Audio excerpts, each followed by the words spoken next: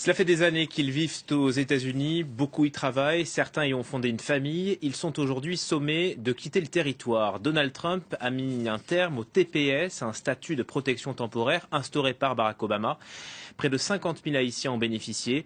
À l'été 2019, ils se retrouveront sans papier. C'est le Focus, il est signé Pierre Millet, Guillaume Lechat, reportage entre Brooklyn et Port-au-Prince. Dans les rues de Brooklyn, Ronald est comme chez lui. La cinquantaine passée, cet Haïtien de naissance est devenu New-Yorkais d'adoption. Après que je passe presque 18 ans au dehors, vous voyez, si je vais en Haïti, on va me considérer comme un étranger. Car il pourrait bientôt être forcé de rentrer à Port-au-Prince. Illégal à son arrivée aux États-Unis, il bénéficie depuis 2010 d'un statut très spécial. Puis c'est la carte de TPS, c'est un statut temporaire. On nous a donné pour nous permettre de travailler après le tremblement de terre. Sauf que depuis, Donald Trump est passé par là. Les 500 000 Haïtiens qui bénéficient du programme aux États-Unis ont jusqu'à juillet 2019 pour légaliser leur statut, où ils seront renvoyés chez eux. Moi, je ne suis pas content parce que je ne me sens pas préparé pour le présent moment d'aller en Haïti. Parce que je n'ai pas d'argent. Nous n'avons pas beaucoup d'économie. Moi, je n'ai pas d'économie là. Parce que l'argent qu'on gagne, on paie ici et puis on envoie de l'argent en Haïti. Pour Ronald, c'est environ 300 $ par mois qui vont à sa famille. Un sacrifice que beaucoup font dans ce quartier haïtien. Et bienvenue à notre rendez-vous de tous les soirs. Une voix s'est faite l'avocate de cette communauté, celle de Rico Dupuis, animateur de l'une des radios de la diaspora haïtienne en Amérique du Nord. Mais avant, on a un petit coup d'œil sur le dossier de TPS, parce que dans une certaine mesure, nous sommes des cobayes. Ce retour massif en Haïti lui semble inenvisageable. Allez faire quoi en Haïti? Les gens meurent de faim en Haïti. Nous dire que Haïti, comment dirais-je, il y a eu des améliorations, des progrès depuis le tremblement de terre, c'est une farce, personne n'y croit. La misère qui sévit en Haïti, on ne peut même pas vous décrire ça. Surtout qu'Haïti croule déjà sous l'afflux d'immigrants rapatriés. À 3 heures de vol de New York, tout à l'est du pays, la ville frontière de Belader. Depuis 2 ans, ce port d'entrée vers la République dominicaine vit une crise humanitaire. Depuis que la police de Saint-Domingue chasse sans répit les Haïtiens sur son territoire et les expulse systématiquement, presque 41 000 rien qu'en 2017. Je m'appelle Timo Serro. Le GAR, groupe d'accueil des rapatriés et des réfugiés, est le premier contact de ces Haïtiens qui n'ont plus rien. 1, 2, 3, 4, 5, 6, 7, 8, 9, 10 personnes. Et il y en a beaucoup par jour qui viennent comme ça? Ah oui, beaucoup. Parfois 40, parfois 45, parfois 50. Chacun raconte alors son histoire. Ils m'ont frappé à la tête, ils m'ont volé 500 pesos, et ils ont même volé ma ceinture. Face à la situation, le GAR est débordé et craint l'éventuelle arrivée de réfugiés supplémentaires en provenance des États-Unis. C'est une situation catastrophique. Si déjà, avec ces vagues de rapatriement, on peut quand même les accueillir, nos confrères et sœurs qui viennent, avec les autres qui vont venir, ça fait peur, quoi. Parce que la réalité, c'est que les gens nous disent qu'ils ont laissé le pays parce qu'ils n'ont rien à trouver, ils n'ont pas de travail. Donc, avec ces gens-là, qu'est-ce qu'on va faire? Alors, vous l'allez toujours? Ce jour-là, Diana Colin rend visite à l'un de ses rapatriés. Expulsé de République dominicaine il y a 2 ans, Yonel Sea, son épouse et leurs 7 enfants vivent dans des conditions misérables. C'est là que nous dormons tous, les parents et les enfants. On a laissé tous nos biens en République dominicaine et maintenant on vit en Haïti, dans des conditions très difficiles. Souvent on n'a même pas à manger, ni même d'eau à boire. Ce genre d'histoire, il y en a des milliers actuellement en Haïti. On ne peut pas en vouloir à Dieu, c'est son choix. Mais vivre comme ça, c'est comme mourir. Et il n'y a rien que je puisse faire. Je n'ai aucune aide. Le seul choix, c'est de tout accepter. Aucune aide de l'État ou de la ville, juste celle du gars. Mais là encore, il y a des limites.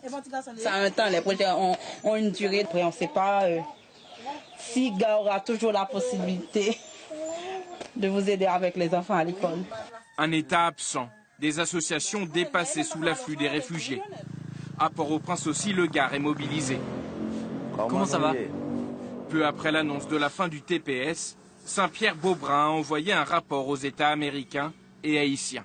Dans les conditions actuelles, Haïti n'est pas en mesure d'accueillir et de réinsérer sur son territoire les milliers de personnes qui seraient forcées de laisser les États-Unis si le TPS n'est pas renouvelé. C'est au gouvernement de faire cette déclaration, c'est pas à nous, de la société civile. Le gouvernement devrait prendre une position ferme en déclarant à l'État américain que le pays connaît une situation difficile.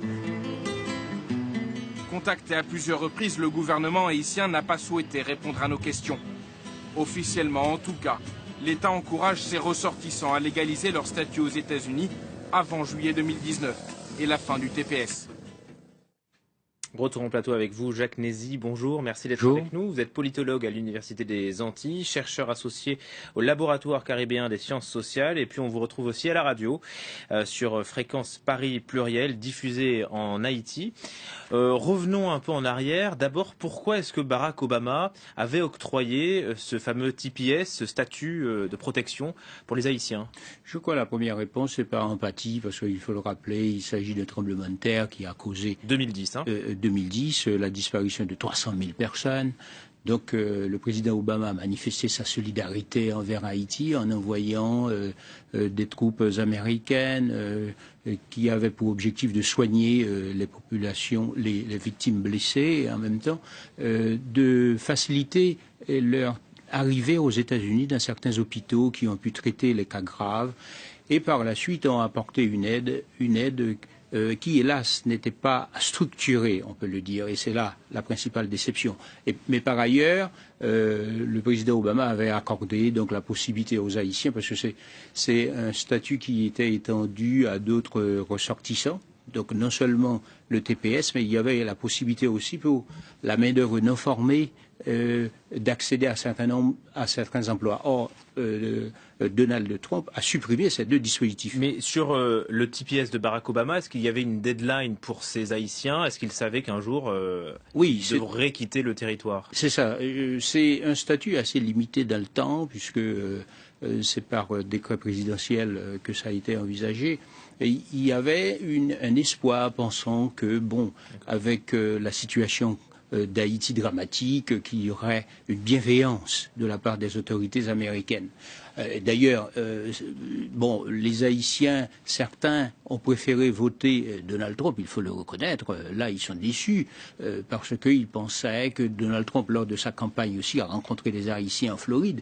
Il leur a promis de renouveler le TPS. Mais on voit bien, tel n'est pas le cas. Alors, les Haïtiens ont voulu sanctionner Clinton parce qu'ils sont... c'est une famille qui est très impliquée dans le jeu politique local, donc ils ont voulu sanctionner Clinton. Mais là, ils se retrouvent aujourd'hui très déçus de la position de Donald Trump. Je lisais qu'il y avait 27 000 enfants qui avaient au moins un parent haïtien qui jouissait de ce TPS. Il va se passer quoi pour ces enfants? Eh bien, je crois qu'ils vont être rapatriés. Ils ont la nationalité américaine?